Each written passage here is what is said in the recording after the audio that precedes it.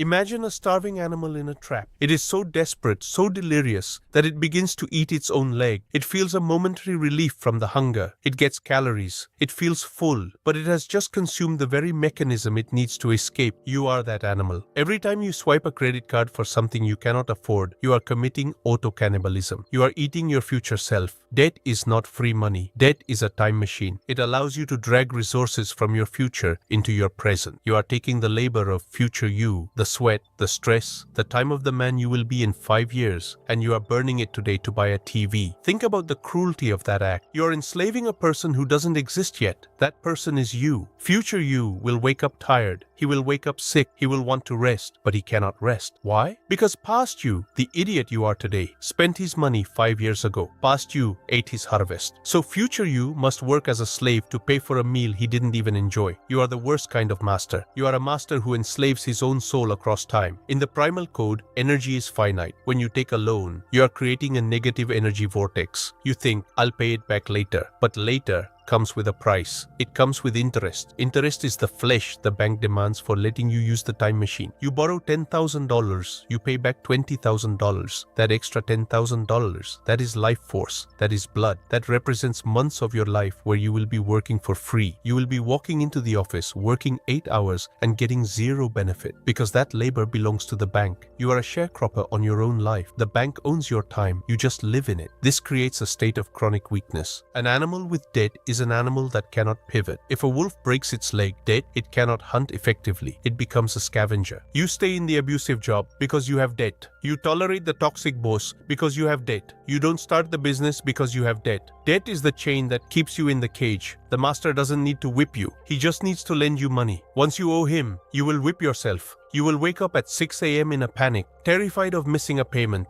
The debt enforces the discipline better than any guard. And the worst part? It is voluntary. You walked into the trap. You saw the cheese. You knew the spring was loaded, but you wanted the cheese now. You have high time preference. You are a child who cannot wait for the marshmallow. So you eat the marshmallow now, and you agree to give up 10 marshmallows later. This is bad math. This is bad biology. You are trading a kingdom for a moment of comfort. You are selling your birthright for a bowl of soup. Stop looking at debt as a tool. For the consumer, debt is a weapon, and it is pointed at your head. Let's look at the neuroscience of your wallet. In a functional brain, there is a balance between desire and pain. When you see a shiny object, your nucleus accumbens lights up. It screams, I want that. Dopamine now. But when you reach into your pocket and pull out physical cash, $300 bills, a different part of your brain activates. It is the insula. The insula is the region responsible for physical pain. When you hand over cash, your brain registers it as a loss. It hurts. It feels like losing blood. It feels like losing food. This pain is a biological break. It stops you from doing stupid things. It forces you to ask, is this object really worth this pain? The banks hired psychologists. They hired neuroscientists. They asked, how do we turn off the insula? How do we disable the brake? The answer was plastic. The credit card is a financial lobotomy. When you swipe a card, the insula stays silent. There is no pain. You get the object, dopamine, but you do not feel the loss, pain. You have severed the feedback loop. It is financial morphine. Imagine a warrior in battle who takes a drug, turns off all pain receptors. He keeps fighting. He gets stabbed. He gets shot, but he laughs. He feels invincible. Then the drug wears off, and he realizes he has bled to death. You are that warrior. You are swiping your card at the mall, at the restaurant, online. You feel great. You feel rich. You are buying things, but your brain thinks you are hunting for free because the pain of paying has been delayed by 30 days. This disconnect creates a zombie consumer. You are spending monopoly money. Studies show that people spend 100% more when using credit cards compared to cash, not 10%, 100%. Double. Why? Because the friction is gone. The friction was saving you. The friction was your survival instinct. By removing the friction, the bank has turned you into a mindless consumption machine. You walk into a store for milk and walk out with a TV, and you tell yourself, I got the points. Ah yes, the points, the cashback, the miles. This is the cruelest trap of all. This is gamification. They treat you like a lab rat in a Skinner box. Press the lever, swipe, get a pellet. points. You are so obsessed with getting the 1% cash back that you ignore the fact that you overspent by 50%. You spend $10,000 on useless garbage to get $100 back, and you think you are winning? You think you are hacking the system? You are the meal. The bank is not giving you free money. They are giving you a slice of cheese so you walk deeper into the mousetrap. Those miles are funded by the millions of people who are drowning in 25% interest debt. You are playing a game designed by a casino, and the house always wins. And let's talk about the time lag. This is the time machine glitch. In nature, cause and effect are immediate. You touch fire, you burn, you learn. With debt,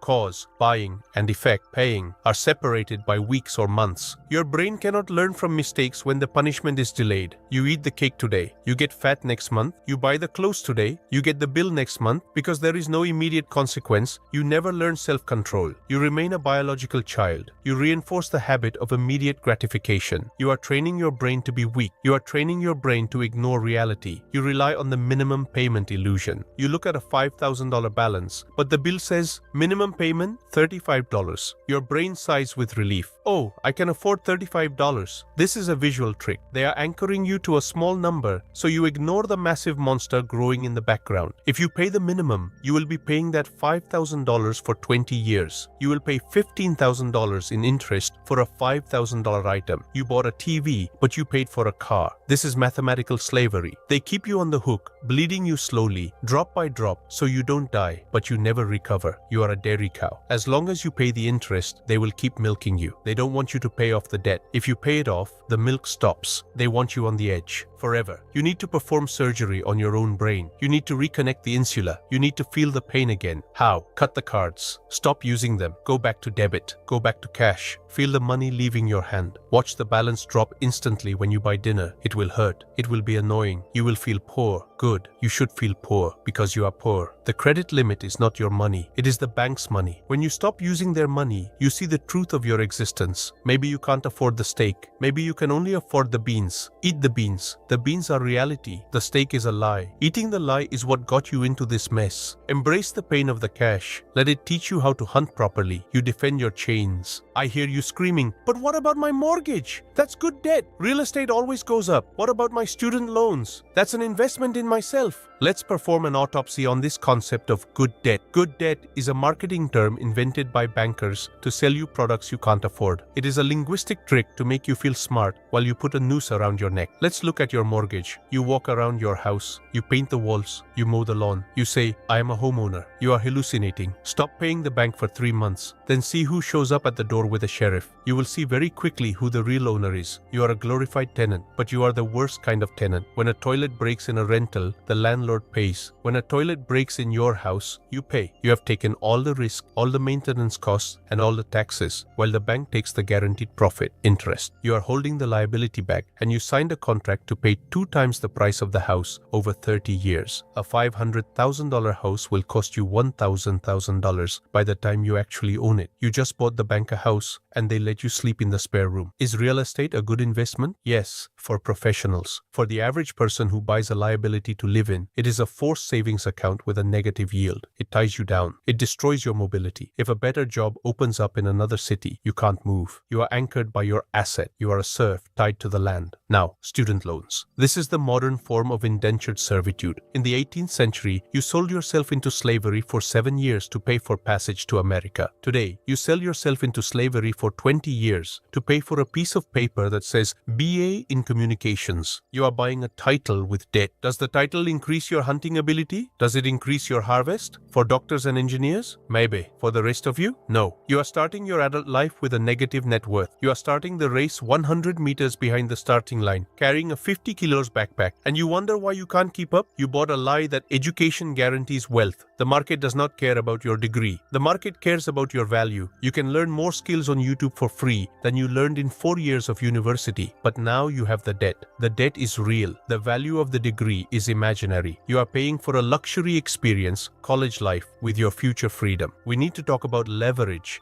Debt is leverage. In physics, a lever multiplies force. If you know what you're doing, a lever allows you to lift a heavy rock. If you don't know what you're doing, the lever snaps back and crushes your skull. Debt debt acts as a multiplier. If you borrow money to buy an asset and the asset goes up 10%, you make a huge return. But if the asset goes down 10%, you are wiped out. You are playing with fire in a room full of gasoline. The rich use leverage because they have cash flow to cover the downside. They have a safety net. You use leverage with zero safety net. If the market turns, you die. If you lose your job, you lose the house. This creates structural fragility. A system with debt is fragile. A system without debt is anti-fragile. A man with zero debt and $10,000 in the bank is unkillable. He can survive a recession. He can survive a job loss. He can tell his boss to go to hell. He is light. He is mobile. A man with $1,000 in assets and $990,000 in debt looks rich, but he is on the edge of a cliff. One gust of wind, interest rate hike, tenant leaving, sickness, and he falls. He is a giant with clay feet. Do not envy the man with the big house and the big payments. He sleeps with a gun in his mouth. The gun is the bank. You have increased your monthly nut. In the wild, survival depends on efficiency. The animal that needs 5,000 calories a day to survive is vulnerable. If food is scarce, it starves. The animal that needs 500 calories a day is resilient. It can survive the famine. Your monthly nut is your calorie requirement. Mortgage plus car payment plus student loan plus credit card minimums. Maybe your nut is $5,000 a month. That means you have to hunt $5,000 worth of meat just to get back to zero. You start every month underwater. You are swimming with weights attached to your ankles. And you call this success? Success is a low nut. Success is needing very little to survive, so that everything you hunt is surplus. The lower your fixed costs, the higher your freedom. Debt maximizes your fixed costs. It maximizes your vulnerability. It forces you to be a desperate hunter. And desperate hunters make mistakes. They take bad risks. They get eaten. You need to stop listening to financial gurus who tell you to leverage everything. They are selling you a strategy for masters, but you are still a novice. You don't give a chainsaw to a toddler. Until you have mastered the art of cash flow, debt is forbidden. Debt is nuclear energy. Handled correctly, it powers a city. Handled incorrectly, it causes Chernobyl. Your life is currently a reactor leaking radiation. You are sick, tired, and losing hair. Shut down the reactor. Deleverage. Pay off the house, pay off the car, but I lose the tax deduction. Who cares? You are stepping over dollars to pick up pennies. The peace of mind of owning your shelter is worth more than a 3% tax break. The feeling of knowing nobody can take this from me is the feeling of a king. A king does not pay a mortgage to a peasant banker. Be the king of your own castle, not the squatter in the bank's castle. Your house of cards is shaking. The wind is picking up. Reinforce the foundation. Remove the leverage. Stand on solid ground. Only then can you build a skyscraper. If you build high on a swamp of debt, you are just building your own tomb. Here is block 4. Now we move from diagnosis to surgery. You know you are sick. You know the debt is eating you. Now we pick up the scalpel. This is not a budget. This is amputation. We explain why you must live like a monk to become a warrior. You have gangrene. The debt is not a financial issue. It is a bacterial infection in your leg that is spreading to your heart. If you do not treat it immediately and violently, it will kill you. You cannot treat gangrene with a band-aid. You cannot treat it with positive thinking. You treat it with a saw. You have to cut off the infected flesh to save the body. This process will be painful. It will be ugly. You will scream. But when it is over, you will survive. Step 1 is hemostasis. Stop the bleeding. You cannot get out of a hole while you are still digging. You must perform a ritual. Take every credit card you own. Put them on the table. Get a pair of scissors. Cut them. I don't mean hide them in a drawer. I mean destroy them. Plastic is the vector of the infection. Eliminate the vector. If you keep one for emergencies, you are an addict keeping a syringe just in case. There is no emergency that justifies 20% interest. If you have an emergency, sell your couch, sell your TV, sell your blood. Do not borrow. The moment you cut the cards, you sever the lifeline to the dealer. You are now alone with your resources. This induces panic. Good. Panic is the appropriate response to your situation. Use the panic to hunt. Step 2 is monk mode. You must lower your lifestyle to the level of a medieval peasant. You have lost the right to luxury. If you have debt, you do not deserve Netflix. You do not deserve Starbucks. You do not deserve to eat at a restaurant. You are a slave trying to buy his freedom. Slaves eat gruel. Your diet is rice and beans. Your entertainment is a walk in the park. Your gym is the floor. Push-ups. You strip your life down to the absolute biological essentials: shelter, heat, basic nutrition. Everything else is capital that must be deployed to the war effort. You will look poor. Your friends will ask, "Are you okay? Why are you living like this?" Tell them, "I am at war." They won't understand. They are still enjoying their gangrene. You must adopt a scorched earth policy. Look around your house. Do you see things you haven't used in 6 months? That is trapped money. That is debt in physical form. Sell it. Sell the clothes. Sell the guitar. Sell the second car. Be ruthless. If it doesn't help you survive, it is ammo for the debt cannon. Liquidity is your weapon. Turn the junk into bullets. Step 3 is the attack. How do you kill the enemy? Mathematicians will tell you to pay the highest interest rate first. The avalanche method. Mathematicians are smart, but they are biologically stupid. If you were good at math, you wouldn't be in debt. The problem is not math. The problem is behavior. You need a psychological victory. You need dopamine. Use the snowball method. List your debts from smallest to largest. Ignore the interest rate. Target the smallest enemy first. The $500 medical bill. The $300 credit card balance. Attack it with everything you have. Starve yourself. Work the double shift. Sell the dog, metaphorically. Kill that $300 debt. When it hits 0, stop. Look at it. You just killed a monster. It was a small monster, but it is dead. You feel a surge of power. You feel a hit of dopamine. Your brain realizes, I can win. Now take the money you were paying on the small debt, roll it into the next debt, and attack. The snowball grows. The payments get bigger. The monsters fall faster. Small victory, dopamine, confidence, bigger victory. You are hacking your own reward system. You are turning the game of debt into a game of conquest. By the time you reach the big boss, the student loan, or the car, you are a battle-hardened killer. You have momentum. You are unstoppable. This requires social suicide. You have to say no to everything. No, I can't go to the bachelor party. No, I can't buy gifts for Christmas. No, I won't co-sign for you. You will lose friends. Good. If a friend requires you to go into debt to maintain the friendship, he is not a friend. He is a parasite. You are filtering your tribe. The people who stay are the ones who respect your mission. The ones who leave were just anchors. You are shedding the weight. You are becoming aerodynamic. You must embrace the identity of the weirdo. Normal people are broke. Normal people are in debt. Normal people are stressed. If you want to be free, you must be abnormal. You must be the guy who drives a 10-year-old Honda but has $1 million